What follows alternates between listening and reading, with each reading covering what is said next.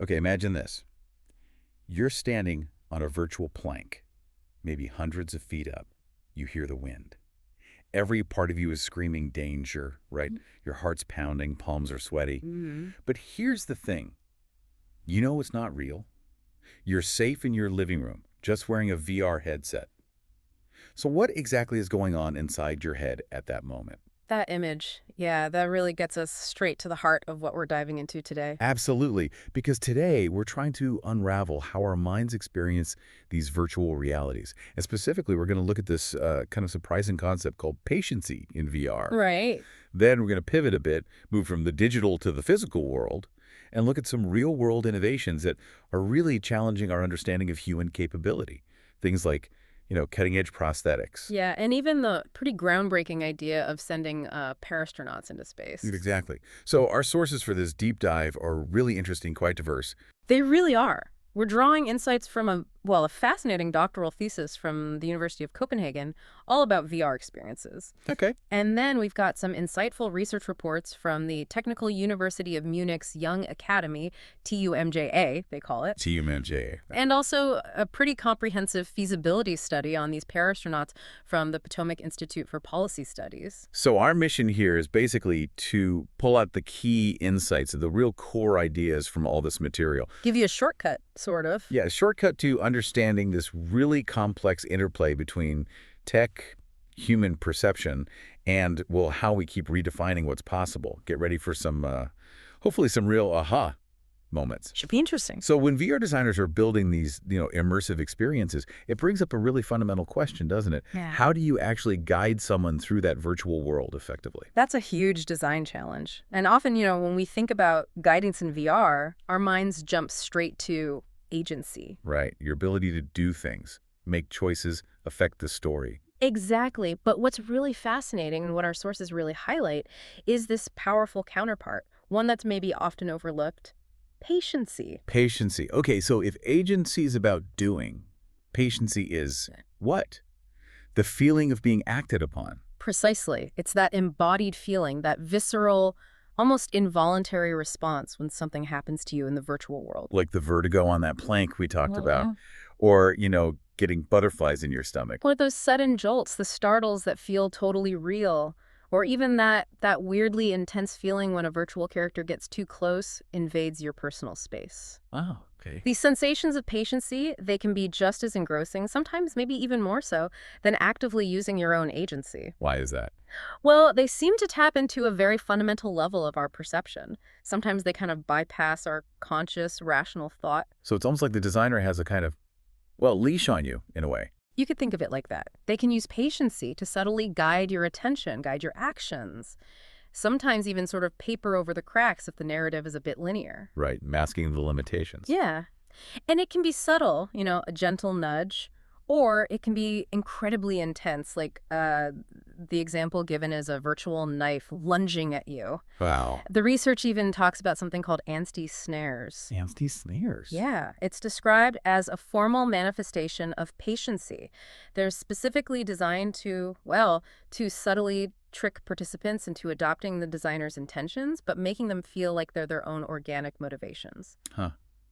That says a lot about the designer's influence, doesn't it? It really does. It speaks to the sophistication of VR design and how deeply it can tap into our primal responses.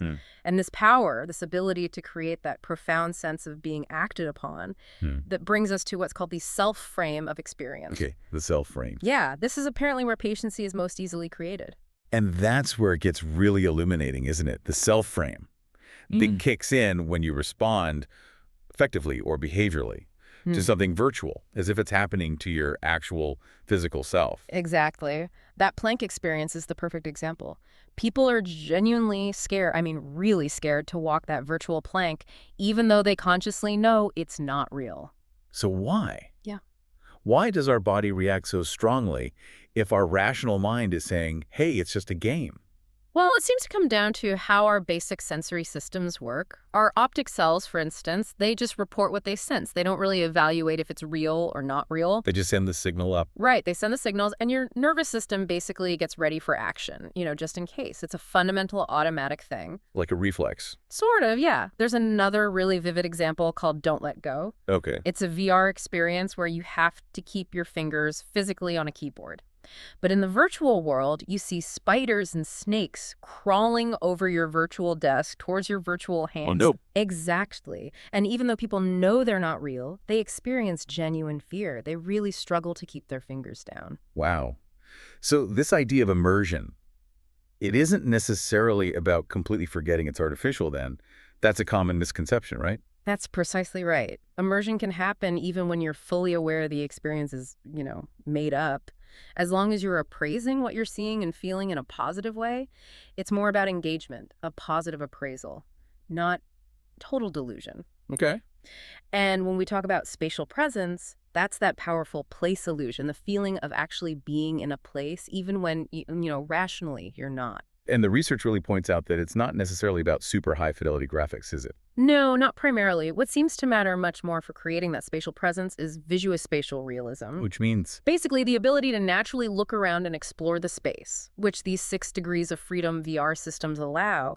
That feeling of natural movement and exploration is apparently far more important than just having photorealistic textures. That makes sense. It's about how you interact with the space. Exactly. And going a bit deeper into perception in VR, it's not just about what we see or where we feel we are.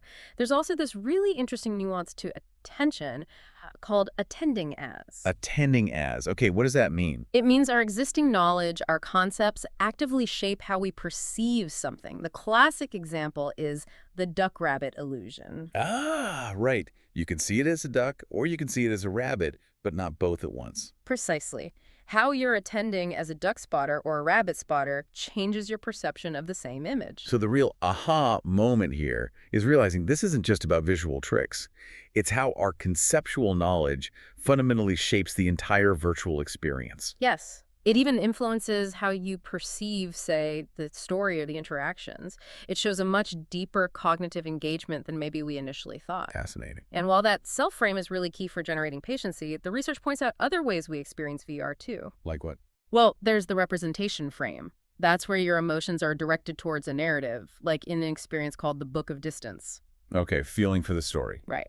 Then there's interaction, which is about feelings related to just doing tasks, even mundane ones like in the IKEA VR experience. How does it feel to assemble virtual furniture? Probably frustrating. Maybe. Then there's the artifact frame, being aware that this is a crafted thing, appreciating the design or the tech itself. And finally, the social frame, which is all about interacting with other real people in VR. This brings up an interesting point about storytelling in VR. The thesis we looked at suggests VR doesn't always tell a story in the way a film does. Sometimes it just represents events. Yeah, that's a key distinction they make. It's apparently a mistake to assume that just because you can later recount your VR experience as a story, you actually experienced a narrative while you were in it. So what does that mean for designers trying to actually tell a story? It means they need to be really intentional about using these different frames of experience. And something else quite unique to VR compared to, say, film, is that participants can sometimes feel genuinely ignored or alienated by a virtual character. Ah, like they don't acknowledge you're there. Exactly. And designers need to consciously address that unless, of course, feeling like an ignored ghost is part of the intended experience. Right. And you mentioned identity earlier, too. VR can play with your sense of self. Yeah, through dimensions like external-internal focus, being active-passive, or perceiving yourself as self-other. And there's even this thing called the Proteus effect. Proteus effect. It suggests that the characteristics of your avatar, how it looks, how it's perceived, can actually influence your own behavior in the virtual world. Which is pretty wild when you think about how deeply these digital experiences can potentially shape us. Wow. Okay, so stepping back a bit. What does all this mean? If we understand perception and experience well enough to manipulate it so profoundly in VR, how does that kind of thinking, that innovative drive, connect to human potential and, real-world challenges? Well, the parallels are actually pretty striking and, frankly, quite inspiring. I see. We see that same spirit, that same drive to redefine limits being applied in really tangible ways. Take the TUMJA aesthetics team, for example. Their goal, simply put, is to give people who've lost a finger phalanx a piece of their old life back. And that phrasing, a piece of their old life back, really highlights the emotional side, doesn't it? It's not just function. Exactly. The research they drew on reveals something often overlooked. Partial hand amputations, losing fingers, can lead to significant grief, a sense of loss, disfigurement, and it can actually hit self-esteem harder than even losing a larger part of a limb. That's a really crucial insight. So what are the challenges in making prosthetics for that? Well, the research is described as moderately advanced because it's complex. You need scalable solutions. You need to mimic all the different complex grip patterns the hand uses. You ideally want to restore some sensation, and it needs to be durable. Plus, many people need more than one prosthesis over time. Right. So the aesthetics team, they developed this prototype called Sputnik.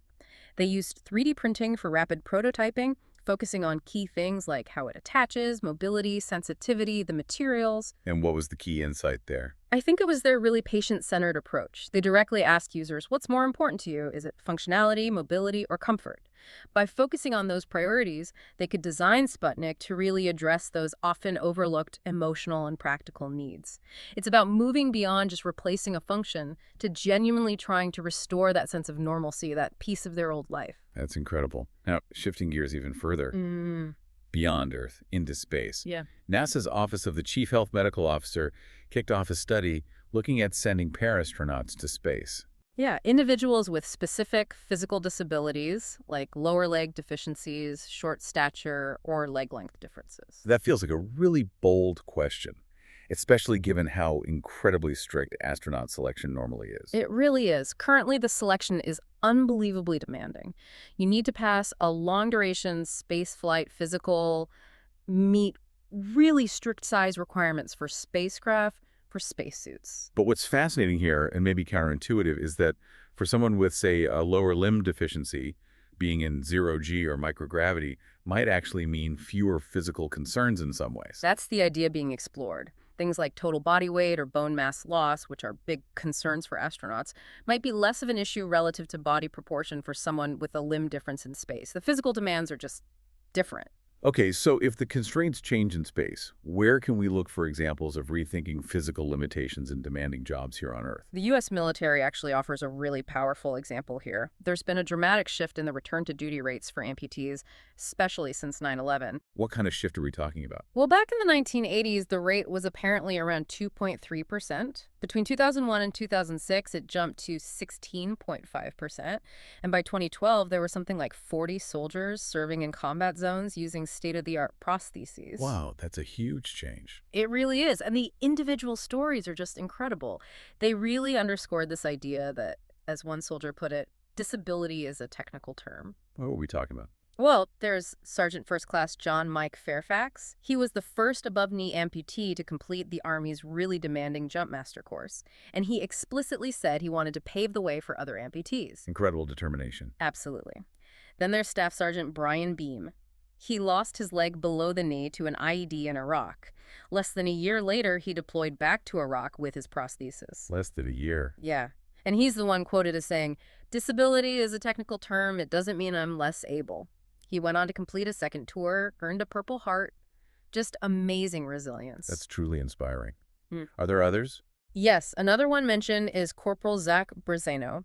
He was a double amputee, also from an IED. He went on to become, I think, the second double amputee police officer in the entire country.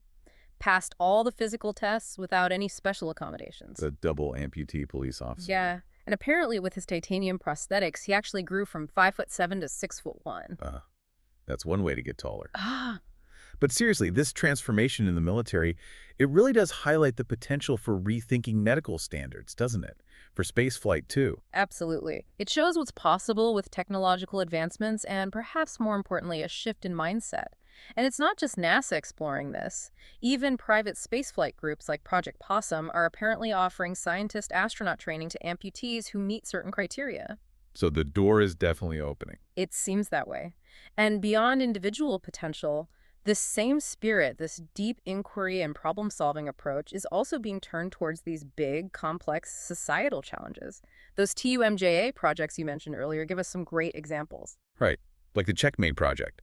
That takes a really critical look at digital literacy and the spread of fake news. Which is hugely relevant today. The research they cite points out how fake news apparently spreads something like 6 times faster than real news on platforms like Twitter. And it has real-world consequences. Definitely.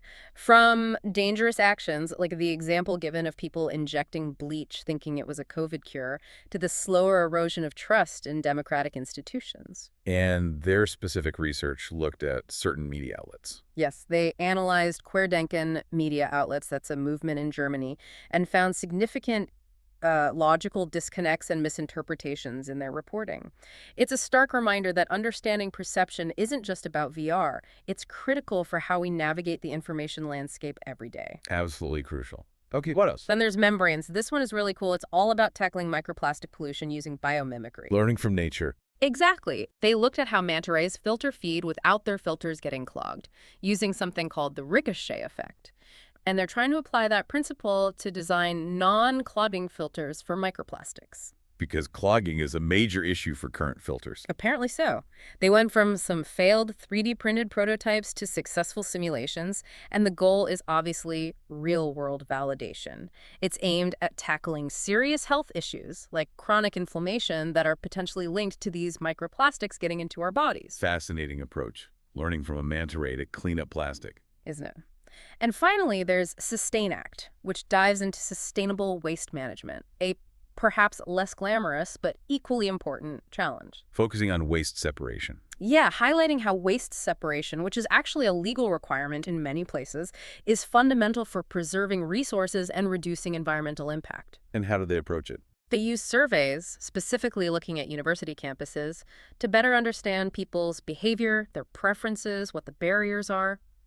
Basically gathering data to figure out how to improve waste separation systems and encourage people to actually use them correctly. So understanding the human factor again. Exactly. It shows how even seemingly small behavioral changes, if we understand them and optimize for them, can add up to a really significant collective impact. So looking back across everything we've touched on, from the subtle ways perception is guided in VR, the power of patiency. Right, through to these incredible stories of physical transformation, people returning to duty, dreaming of space. And then these projects tackling huge societal issues like digital literacy, pollution, waste.